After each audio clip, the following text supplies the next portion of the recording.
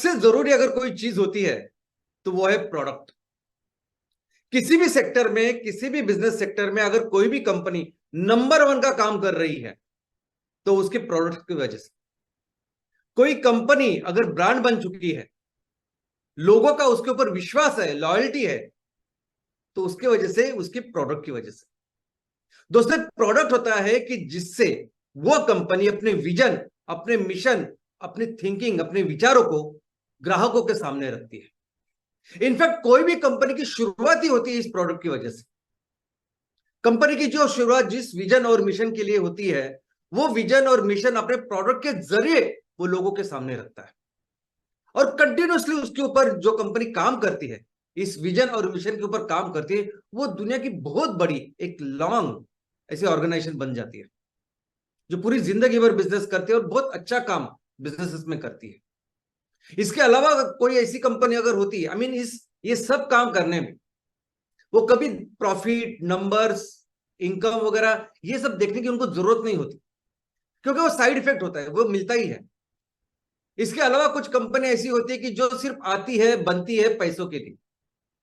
आज कौन सा सेक्टर गर्म है, कौन से सेक्टर में कौन से प्रोडक्ट है जो हॉट सेलिंग है, जिसमें ज्यादा निवेश हो रहा है, चलो उसका उसकी कंपनी बनाते, चलो उस आइडिया से फिर 100, 200, 300 करोड़ की कंपनी बनाते हैं। ये कंपनियां फिर ज्यादा देर तक काम नहीं करती। लेकिन ऐसी कंपनियां जो अपने विजन मिशन के आधार पर प्रोडक्ट्स का निर्माण करती है, ये बहुत लॉन्ग टर्म बिजनेसेस करती है।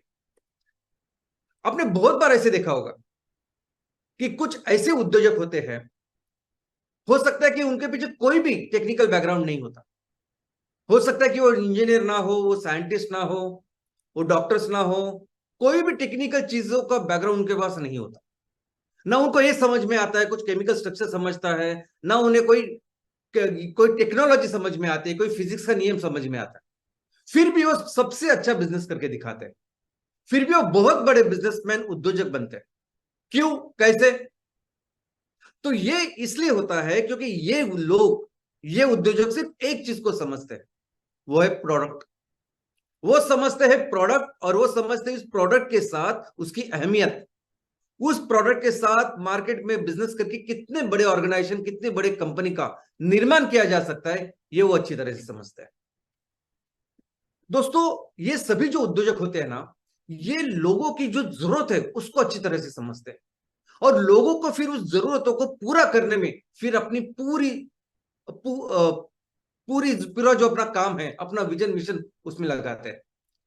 अभी दुनिया की सबसे बड़ी, one of the biggest company Microsoft, उसके जो फाउंडर है बिल गेट्स, वो दुनिया में 14 साल लगातार सबसे अमीर आदमी थे। लेकिन उसके लिए उन्होंने काम की शुरुआत नहीं की। उनका सिर्फ एक ही विजन था, एक ही लक्ष्य था कि वो, जब उस टाइम पे कंप्यूटर की शुरुआत हो गई थी, तो उनका सिर्फ एक ही लक्ष्य था कि इस कंप्यूटर के लिए मैं सबसे अच्छे सॉफ्टवेयर बनाऊंगा, सबसे अच्छे प्रोग्राम्स बनाऊंगा, क्योंकि कंप्यूटर के साथ लोगों को अभी लगने वाला है सॉफ्टवेयर।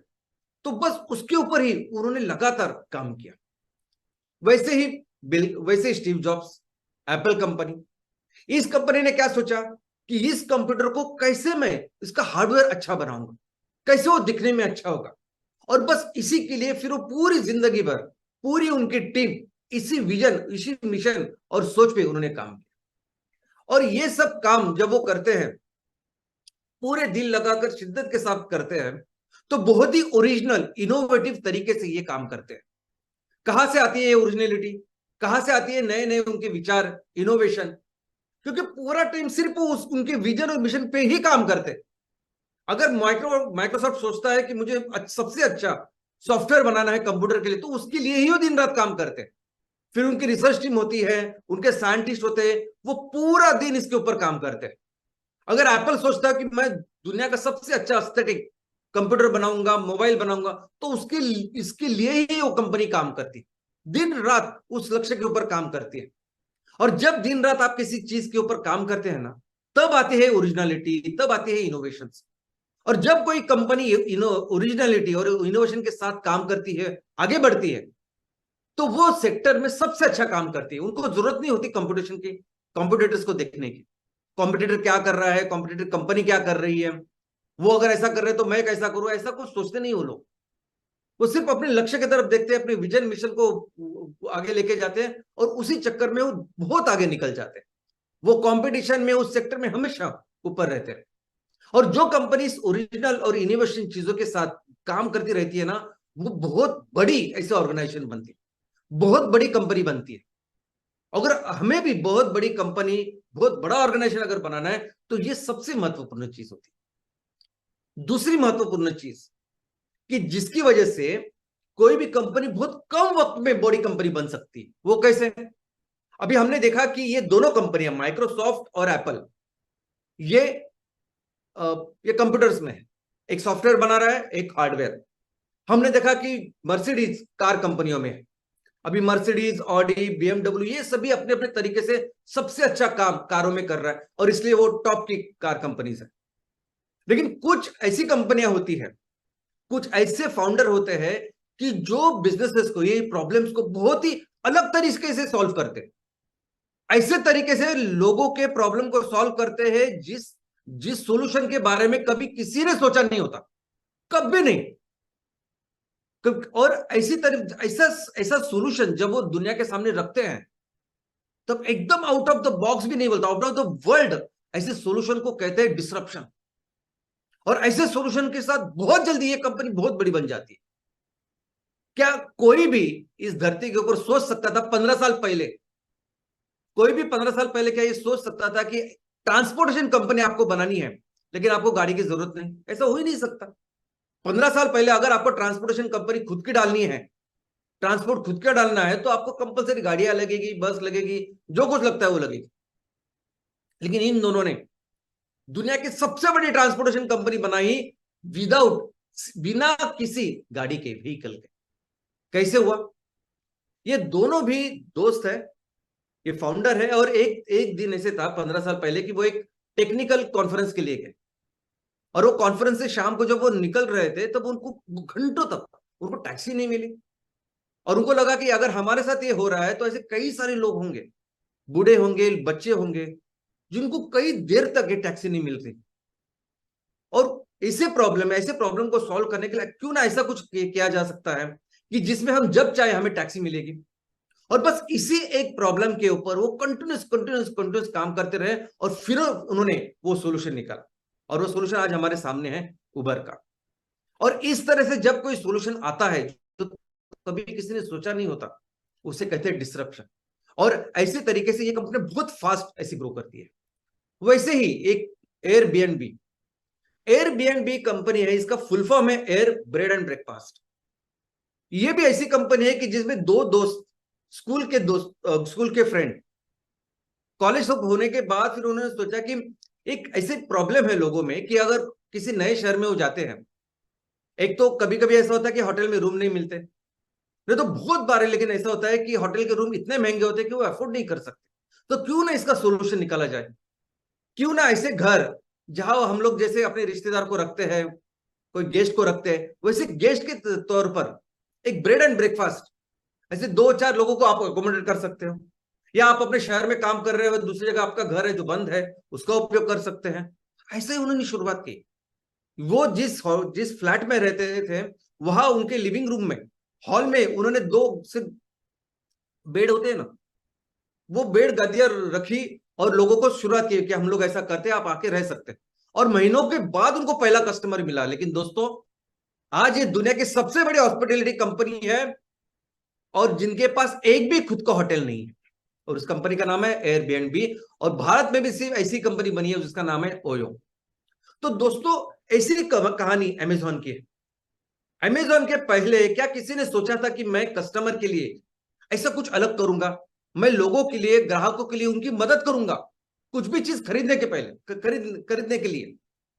क्या किसी ने पहले सोचा था कि ऐसे कई सारे लोग होते हैं कि जो उस चीज को, किसी चीज को खरीदते हैं, सेवा को लेते हैं, और फिर वो अपने, उनके पास वो एक्सपीरियंस होता है कि वो अच्छी थी, बुरी थी, या कुछ भी था। लेकिन अगर ये इंफॉर्मेशन किसी को मिली तो कितने सारे ग्राहकों का भला हो सकता है, हजारों ग्राहकों को वो अच्छी तरह से गाइड कर सकते हैं। बस वैसे ही काम किया, इतना सिंपल। और उन्होंने शुरुआत की किताबों से कि अगर मैंने कुछ किताब पढ़ी है तो मैं उसके बारे में रिव्यू लिखूंगा कि बाबा ये अच्छी है, बुरी है, आप लो नहीं लो, ऐसा।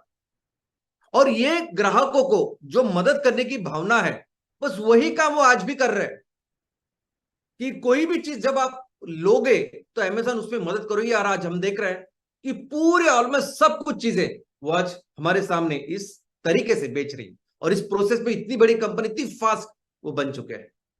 तो दोस्तों ये प्रोडक्ट है कि जो कंपनियों को बनाते हैं, ये प्रोडक्ट है वो कंपनी को आगे लेके जाते हैं। ये प्रोडक्ट कंपनी की सोच होती है, जिसकी वजह से ये कंपनियां इतनी बड़ी मल्टीनेशनल्स भी बनती है दोस्तों। लेकिन टेक्निकली अगर आप देखो, अगर आप एमबीए पढ़ रहे हो, आपका ग्रेजुएशन हो चुका है, आपको बिजनेस करना है या वहां नौकरी करनी है बिजनेस में, एमबीए करना है, तो आपको टेक्निकली कैसे पढ़ाया जाएगा प्रोडक्ट? तो प्रोडक्ट का मतलब होता है कि कोई भी ऐसी चीज जो ग्राहकों की जो जरूरत है उसको पूरा करती है, इसे कहते हैं प्रोडक्ट। और जरूरी नहीं कि वो फिजिकल चीज होगी, वो कोई चीज वस्तु हो सकती है, वो कोई सेवा हो सकती है, कुछ आइडिया हो सकती है, यानी कंसल्टेंसी हो सकती है, लोग हो सकते हैं, जगह हो सकती है, ऐसी सभी चीज इस प्रोडक्ट में हो सकती है। और प्रोडक्ट के कई सारे प्रकार हैं, आपको टेक्निकली इसे पढ़ाएंगे कि प्रोडक्ट अलग अलग कैटेगरी में आते हैं। किसकी वजह से? डिपेंडिंग ऑन व्हाट, कि वो किसकी सेवा कर रहे हैं, कि वो इंडिविजुअल कंज्यूमर्स, लोगों की सेवा कर रहे हैं, वो या उनकी मदद पूरी कर रहे हैं, या वो किसी कॉरपोरेशन, कंपनी, फैक्ट्री को अपनी उनकी जरूरत पूरा कर रहे हैं। तो वैसे जो कंज्यूमर गुड्स है, जो लोगों को लिए लगते हैं, जो जरूरत की सामान या वस्तुएं, वैसे उसके चार अलग अलग प्रकार है। एक है कन्वीनियंस प्रोडक्ट्स, दूसरे शॉपिंग प्रोडक्ट्स, तीसरे स्पेशलिटी प्रोडक्ट्स, और दूसरे ऐसे प्रोडक्ट जिसके बारे में हम सोचते नहीं, अनसॉर्ट प्रोडक्ट्स। दोस्तों इसके बारे में सभी पूरी डिटेल आपको मिलेगी जब टेक्निकली हम इसके बारे में पढ़ाई करेंगे। हम एमबीए जब करते हैं तो ये प्रोडक्ट कौन से होते हैं, कन्वीनियंस में कौन से प्रोडक्ट आते हैं, शॉपिंग में कौन से आते हैं, स्पेशलिटी में कौन से आते हैं, इसकी क्या प्राइस होती है, कहाँ ऐसे प्रोडक्ट्स बेचे जाते हैं, बेचे जाने चाहिए, किस तरीके से इन प्रोडक्ट्स की मार्केटिंग होती है, प्रमोशन होता है, किस तरीके से इसको आगे बढ़ा जा सकता है, ऐसी सब टेक्निकल चीजें आपको पढ़ने के लिए मिलेगी। अभी मैं भी आपको संक्षिप्त में बताता हूं कि प्रोडक्ट का जो पहली पहली जो कैटेगरी है उसका नाम है कन्वीनियंस प्रोडक्ट। अभी कन्वीनियंस प्रोडक्ट यानी ऐसे प्रोडक्ट जिसकी जरूरत हमेशा कस्टमर्स को रहती है, एक जरूरी प्रोडक्ट्स होते हैं, अत्यावश्यक होते हैं कभी कभी। और ये ऐसे प्रोडक्ट होते हैं कि जिसके प्रोडक्ट, ये प्रोडक्ट खरीदने के लिए ग्राहक सोचता नहीं है। तो ऐसे प्रोडक्ट जिसके लिए ग्राहक सोचता नहीं है वो होते हैं कन्वीनियंस प्रोडक्ट। ऐसे प्रोडक्ट एक तो उनकी जो कॉस्ट होती है वो कम होती है, वो आसानी से मिलते हैं आपको मार्केट में, और बार बार आप उसको खरीदते हैं। अभी इसके भी तीन अलग प्रकार है, सब टाइप्स। सबसे पहला इसका प्रकार है स्टेपल्स। स्टेपल्स है ना ऐसे प्रोडक्ट जो हर दिन आपको लगते हैं, कंपलसरी लगते हैं। आपको दूध लगता है, आपको सब्जी लगती है, आपको शक्कर लगती है, चाय पत्ती लगती है, ये सब इसमें आते हैं। लेकिन बहुत बार ऐसी चीजें भी जो हर दिन लगती है, उसमें भी ग्राहकों की अपनी अपनी चॉइस होती है। मैं वहां से ही सब्जी खरीदूंगा या मैं यहीं से दूध खरीदूंगा, ऐसी सब चीजें होती है। दूसरी जो इसमें कैटेगरी है वो है इम्पल्स। इम्पल्स बाइस, एकदम से इच्छा होती है और हम उसको खरीदते हैं। यानी आप बाजार में निकले हो, शॉपिंग करने निकले हो, और आपने लिस्ट बनाई है कि मुझे ये सब खरीदना है, लेकिन वहां जाते हो अचानक आपको दिखता है और आपकी इच्छा होती है और आप ले लेते हो। आप जाते हो किसी मॉल में और देखते हो कि इतना बड़ा सेल लगा हुआ है, एक के ऊपर एक फ्री, 70% ऑफ, या आप जाते हो जो बहुत चॉकलेट्स अच्छे अच्छे दिखते हैं तो आप उसको लेते हो। बहुत बार एडिक्शन में जो भी आप लेते हैं वो भी ऐसी चीजें होती है जो इच्छा से, इंपल्स से आप लेते हैं, इसे कहते हैं इंपल्स बाइस। और तीसरी जो इसकी कैटेगरी है वो है इमरजेंसी परचेस, इमरजेंसी प्रोडक्ट्स। यानी कोई नैसर्गिक आपत्ति हुई या कोई ऐसी दुर्घटना हुई, कोई भी ऐसी चीज जिसकी वजह से अभी बहुत सारे लोगों की जान बचाना या माल जोखिम का उसका संरक्षण करना जरूरी है, और उसके लिए जो भी चीजें लगती है वो सभी प्रोडक्ट्स इस चीज में आती है। गवर्नमेंट, पुलिस, ये सब प्रोडक्ट्स को खरीदती है। दूसरी जो कैटेगरी, ये थी कन्वीनियंस, दूसरी कैटेगरी है शॉपिंग प्रोडक्ट्स। अभी शॉपिंग प्रोडक्ट्स यानी वो प्रोडक्ट्स की जिसमें कस्टमर बहुत सोचता है। कन्वीनियंस हमने देखा कि कस्टमर ज्यादा सोचता नहीं, वो लेता है। शॉपिंग प्रोडक्ट्स में कस्टमर बहुत ज्यादा सोचता है, देखता है, पढ़ाई करता है, रिसर्च करता है, क्योंकि ये जो प्रोडक्ट होते हैं वो कभी कभार खरीदे जाते हैं। वो साल में 2 4 5 साल में शायद एक प्रोडक्ट खरीदते, ऐसे वो प्रोडक्ट्स होते हैं। इसमें भी दो अलग सब टाइप्स है। एक तो है होमोजेनियस प्रोडक्ट। होमोजेनियस प्रोडक्ट यानी क्या? तो वो जो कैटेगरी होती है प्रोडक्ट्स की, उसमें कई सारी कंपनी अपने अपने प्रोडक्ट्स रखती है, लेकिन ग्राहकों को वो सब सेम ही लगते हैं। ग्राहकों को सेम ही लगते हैं, और उसमें ग्राहक अपने जो क्षमता है, मैं कितने का ले सकता हूं, अपने हिसाब से प्राइस देख के वो प्रोडक्ट लेता है। और इसका बहुत अच्छा, सबसे अच्छा एग्जांपल है home appliances. Mixer, washing machine, fridge, even TV, ये सब चीजें है ना, ये सब चीजें ग्राहकों को लगता है ये सब एक ही काम करती है। मुझे अपने तरीके से जो मुझे मैं अफोर्ड कर सकता हूं, जो ले सकता हूं, वो लेके कस्टमर चला आता है। तो उसे कहते हैं होमोजेनियस प्रोडक्ट। दूसरे तो होते हैं हेट्रोजेनियस प्रोडक्ट। इसमें एक ही कैटेगरी के अलग अलग कंपनी जो ब्रांड बनाती है, प्रोडक्ट बनाती है, वो इतने अलग होते हैं तो लोग ही बोलते हैं कि ये अलग अलग प्रोडक्ट्स। यानी कार, स्मॉल कार मारुति की, स्मॉल कार बीएमडब्ल्यू की, तो बहुत ही अलग इसमें एक कैटेगरी है, और जो ग्राहक भी समझते हैं और उसी तरीके से फिर इसके बारे में सोचते हैं और शॉपिंग करते हैं। तीसरी जो कैटेगरी है प्रोडक्ट्स की, वो है स्पेशलिटी प्रोडक्ट। अभी स्पेशलिटी प्रोडक्ट ने क्या, तो वो ग्राहकों के लिए स्पेशल होते हैं। यानी कोई बहुत महंगी चीज भी हो सकती है, रोल्स रॉयस, या मैं यही घड़ी पहनूंगा, मैं दूसरी कोई घड़ी नहीं पहनूंगा। यानी ये ऐसे प्रोडक्ट्स होते हैं कि जिसके लिए ग्राहक एकदम लॉयल होते हैं। वो बहुत महंगे भी प्रोडक्ट हो सकते हैं, वो एकदम सस्ते भी प्रोडक्ट हो सकते हैं। मैंने पहली कार ली, सॉरी, मैंने पहली बाइक ली बजाज की, और तब से लेके मैं कोई भी बाइक लेता हूं ना, मैं बजाज की लेता हूं। तो ये स्पेशल प्रोडक्ट हुआ उस ग्राहक के लिए।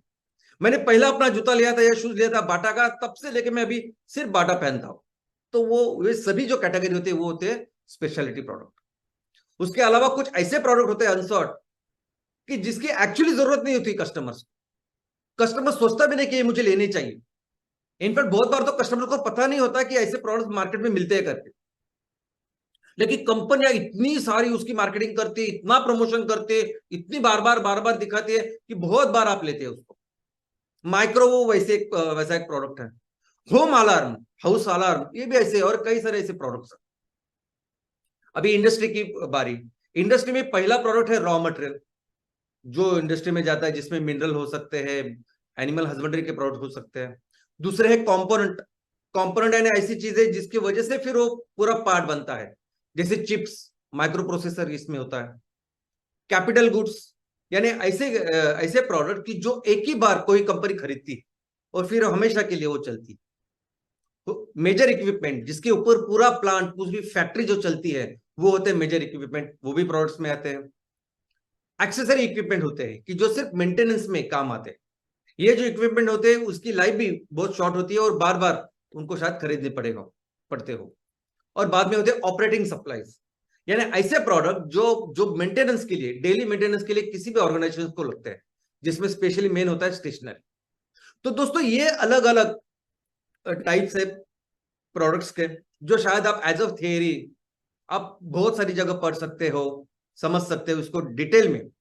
लेकिन हमें एज ए उद्योजक, एज ए एंटरप्रेन्योर ये समझना है कि ये प्रोडक्ट, जिस प्रोडक्ट की वजह से पूरे दुनिया में ये कंपनियां इतनी बड़ी बड़ी बनती है, इतने बड़े बड़े बिजनेसेस करते हैं, इतना पैसा कमाते हैं, तो ये कौन से प्रोडक्ट तैयार करे, क्या करे, ये प्रोडक्ट डेवलप कैसे होते हैं, कहां से आते हैं ऐसे प्रोडक्ट, कहां से सूझता है उनको ये सब।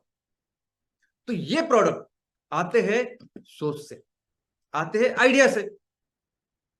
ये प्रोडक्ट, कौन से प्रोडक्ट के ऊपर किसी कंपनी ने काम करना चाहिए, ये आइडिया, ये सोच, ये एक सोच और कंटिन्यूस थिंकिंग के बाद ही ऐसी आइडिया आती है।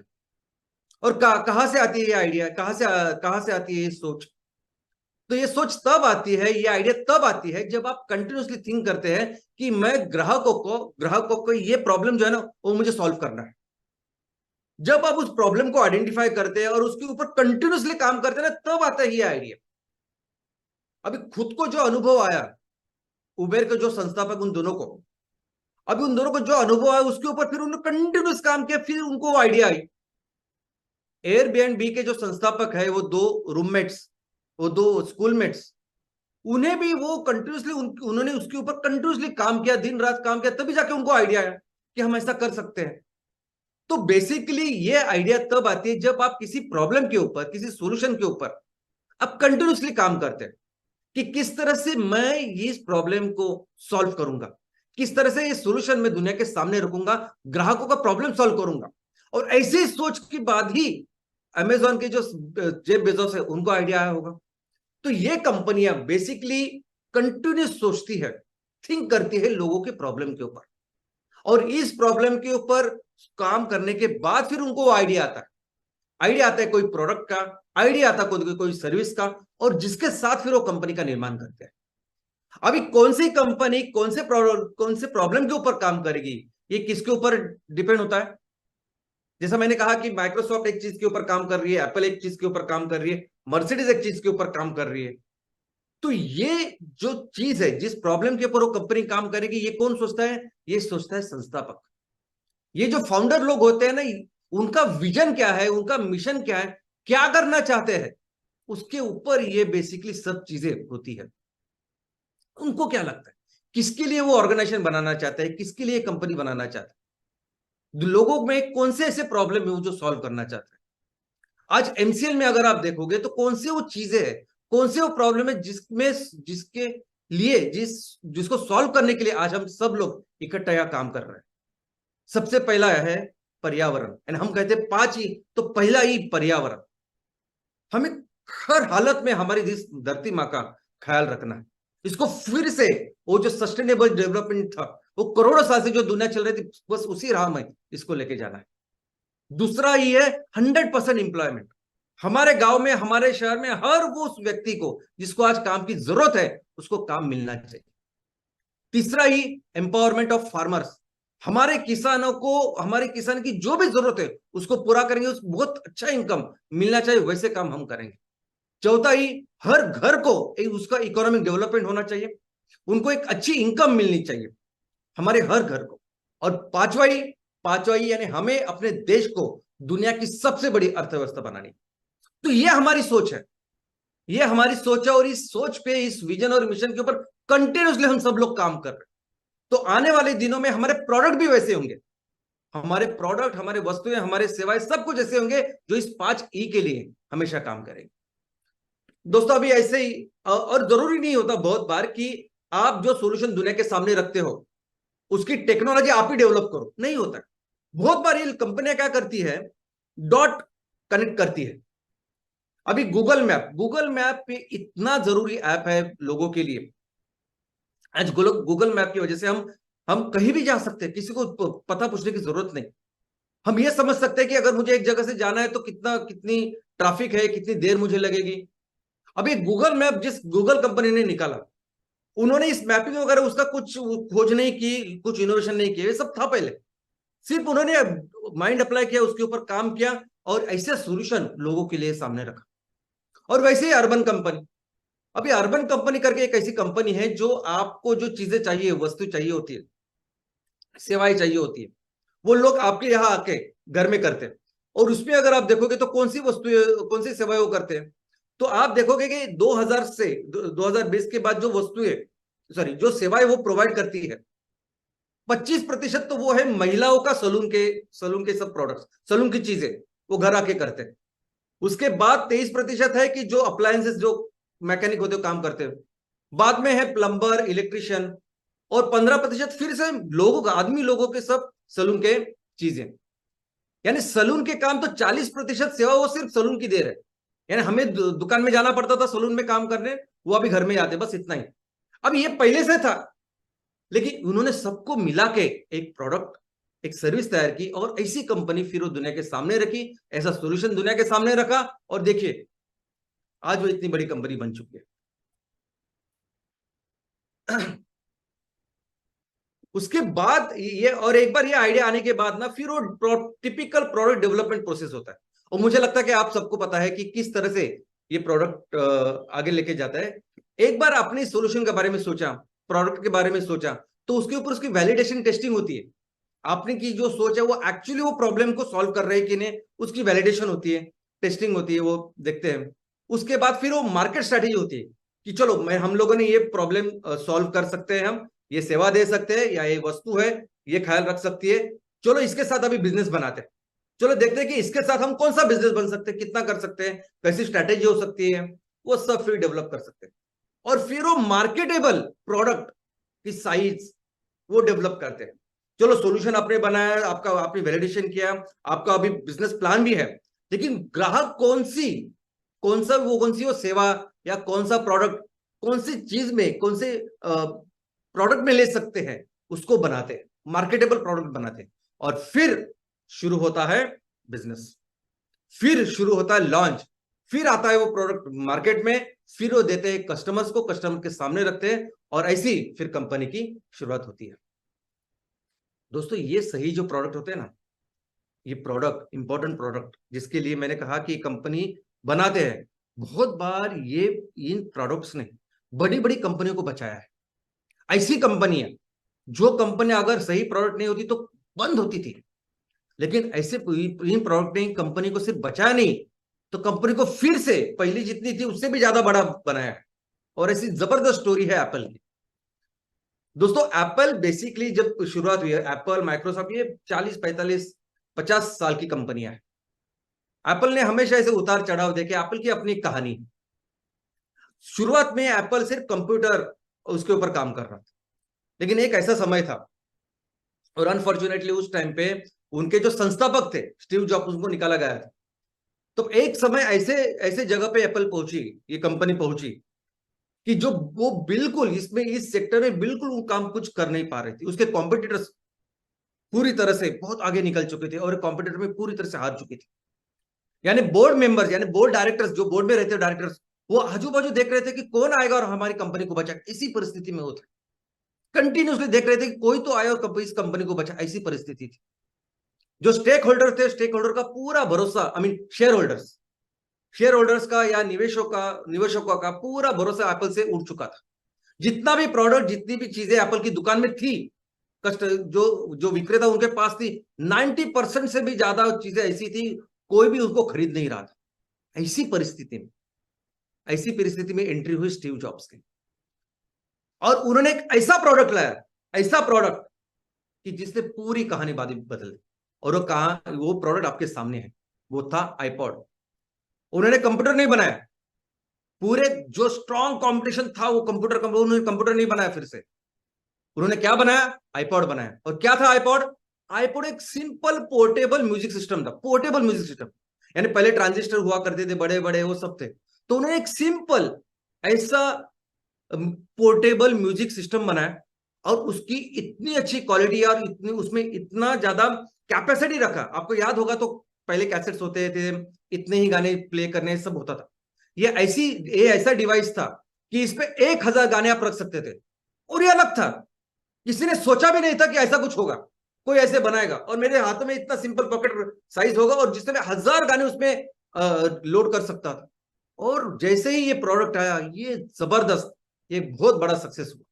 ये वो प्रोडक्ट है कि जिसके प्लेटफॉर्म के ऊपर बाद में आईफोन शुरू हुए, बाद में आईपैड शुरू हुआ, उसका प्लेटफॉर्म ये है, इससे बना। दोस्तों इसके बाद जब एप्पल ने पहला आईफोन लाया, आपको पता है उस टाइम में 2007 में जब फोन थे, सब जो हाईफाई फोन थे वो कौन से थे?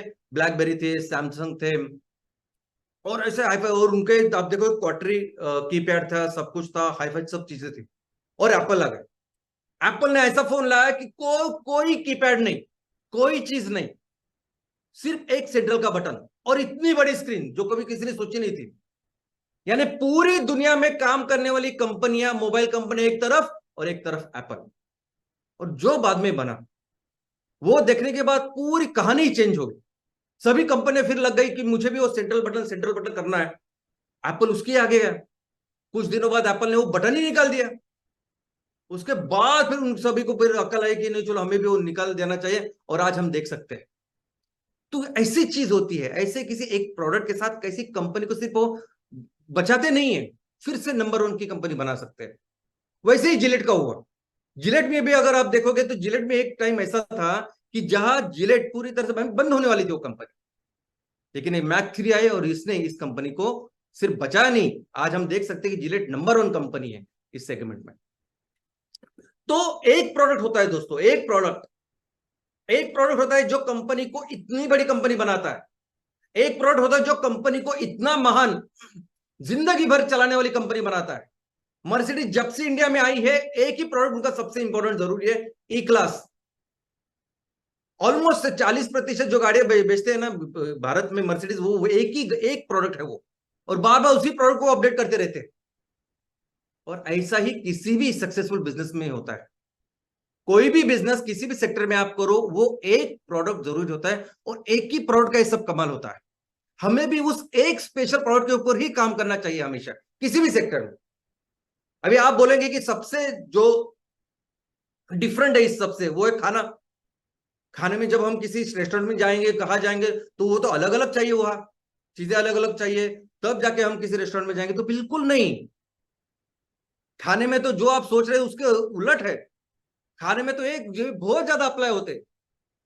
अभी खाने में आप देखोगे तो सबसे जो सक्सेसफुल जो बिजनेस है आज सामने, और दुनिया में 40,000 जिसके रेस्टोरेंट्स है, वो है मैकडोनल्ड्स। आपको पता है जब मैकडोनल्ड्स जब शुरुआत हुई, उसका जब पहला स्टोर था, और वो मैकडोनल्ड बंधु, मैकडोनल्ड ब्रदर्स करके दो भाई उसको चला रहे थे, बस एक अपना होटल, जैसे कोई हम होटल चलाते हैं ना, वैसे एक होटल चला रहे थे। और उस होटल के मेन्यू में 80 से ज्यादा चीजें थी। मेनू मेनू कार्ड में 80 से ज्यादा चीजें वो बेच रहे थे, लेकिन ऑफकोर्स सबसे ज्यादा बिजनेस एक चीज से हो रहा था। तो जब रे क्रॉक आए, जब एक बिजनेसमैन आ गए, धीरू भाई अंबानी जैसे, उनको प्रोडक्ट समझ में आया, उनको वो बिजनेस समझ में आया, उनको फ्यूचर समझ में आया, और उन्होंने जो बिजनेस की शुरुआत की, सबसे पहले एक काम क्या किया वो उन्होंने, तो वो 80 से ज्यादा जो प्रोडक्ट थे ना, उसको निकाल के सिर्फ 5 प्रोडक्ट रखे। और 5 भी नहीं, सबसे इंपॉर्टेंट एक प्रोडक्ट है जरूरी है, और 4 प्रोडक्ट तो उसको सिर्फ सपोर्टिव ऐसे प्रोडक्ट। और फिर वो इतनी बड़ी कंपनी बनी केएफसी। क्या आप सोच सकते हैं कि 60 साल के बाद कोई आदमी क्या सोच सकता है कि मैं बिजनेस करूंगा, मैं अपनी कंपनी खड़ा करूंगा? बिल्कुल अभी ये नहीं होता है। लेकिन 62 साल के एक पर्सन ने सिर्फ एक प्रोडक्ट, उनको एक रेसिपी पता था, फ्राइड चिकन। उस एक फ्राइड चिकन के एक रेसिपी की वजह से आज जितने बिजनेस, इतना बड़ा बिजनेस किया, जिसका हम कहते हैं केएफसी, केंटुकीज फ्राइड चिकन। तो दोस्तों वो एक चीज वो बहुत जरूरी होती है।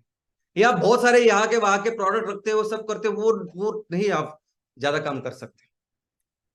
और इससे लर्निंग क्या है, इससे हमको क्या सीखना है? हमको जब इतना बड़ा बिजनेस करना है, इतना बड़ा काम करना है, तो हमको सीखना है कि किसी भी कंपनी को, अगर हमें बहुत बड़ी कॉर्पोरेशन बननी है, बहुत बड़ा काम बिजनेस में करना है, हमारे किसानों के साथ, लोगों के साथ, तो राइट प्रोडक्ट, एक राइट प्रोडक्ट बहुत जरूरी होता है। और वो राइट प्रोडक्ट के साथ right market strategy, right way of putting बहुत इंपॉर्टेंट होता है। अभी ये बाकी की सब कंपनियां ने, हम कंपनियों में हमने देखा, सब एग्जांपल्स में हमने देखा कि ये लोग सही तरीके से ग्राहकों की जरूरतों पूरा करते हैं, ग्राहक के जो आपके आज की प्रॉब्लम्स है उसको सॉल्व करते हैं। लेकिन इसके आगे भी और एक चीज है, और वो क्या है? कुछ प्रोडक्ट ऐसे हो सकते हैं कि जिनका जिनका प्रभाव सिर्फ विक्रेता और ग्राहक इनके ऊपर सीमित नहीं हो सकता। कुछ ऐसे प्रोडक्ट हो सकते हैं कि जो पूरे समाज के ऊपर जिनका प्रभाव हो सकता है, जो सिर्फ जो ग्राहक या कस्टमर्स है, कंज्यूमर है, इनके प्रॉब्लम नहीं सॉल्व कर सकते, शायद वो समाज के कई सारे लोगों का प्रॉब्लम सॉल्व कर सकते हैं, शायद वो पूरे देश का प्रॉब्लम सॉल्व कर सकता है। ऐसे प्रोडक्ट हो सकते हैं। और जब ऐसे प्रोडक्ट होते हैं, तो दोस्तों ये अलग रेवोल्यूशन होता है। इस प्रोडक्ट के साथ सिर्फ बिजनेस नहीं किया जाता, एक क्रांति की जा सकती है, बहुत बड़े बिजनेसेस का निर्माण किया जा सकता है। और वो बिजनेस, ऐसा एक प्रोडक्ट आज एमसीएल के पास है। आज एमसीएल के पास ऐसा प्रोडक्ट है जो हम आज बना रहे हैं, जो एक सिंगल प्रोडक्ट हमें भारत की सबसे बड़ी कंपनी बना सकता है। कौन सा प्रोडक्ट? तो वो है एमसीएल कुकिंग सिस्टम।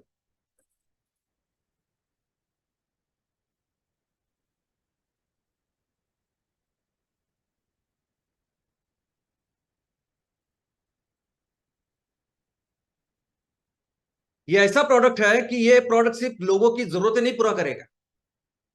ये ऐसा प्रोडक्ट है, आज हमारे महिलाएं, बच्चे आज जिस खतरे में जी रहे हैं, आपको अंदाजा नहीं, लेकिन बाहर हवा में जितना पॉल्यूशन, उससे 10 गुना ज्यादा पॉल्यूशन घर में होता है। जब आप बायोमास, जब आप खाना बनाने के लिए गोबर या लकड़ी, गीली लकड़ी का इस्तेमाल करते हैं, और उसकी वजह से कई सारे महिलाएं, कई सारे बच्चे, इनकी कितनी हेल्थ के प्रॉब्लम है वो आप देख सकते हैं।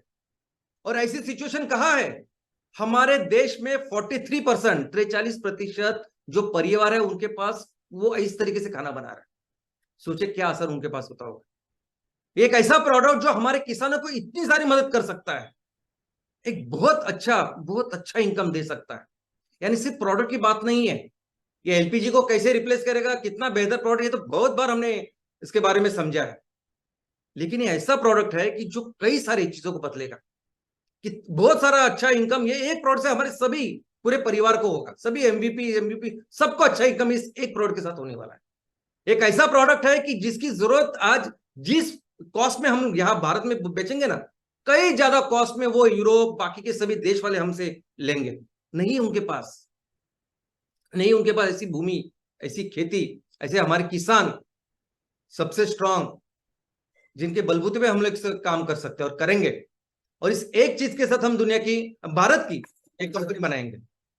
और भारत की अगर पहली कंपनी बनानी है, नंबर 1 कंपनी बनानी है, तो क्या आंकड़े चाहिए, कितना रेवेन्यू चाहिए, कितना माल तैयार करना होगा, कितना बेचना होगा, ये पूरी पढ़ाई हमने की है हमेशा की तरह। आज 2023 की बात करें तो आज फोर्ब्स की लिस्ट आई है, मार्केट कैप आप देख सकते हैं। नंबर 1 रिलायंस कंपनी है जो ऑलमोस्ट 16 लाख करोड़ की कंपनी है। उसके 2 नंबर पे टीसीएस है जो ऑलमोस्ट 12 लाख करोड़ की है। और बाद में आप देखोगे तो पहले 10 कंपनियों में तो 4 कंपनियां तो बैंक है।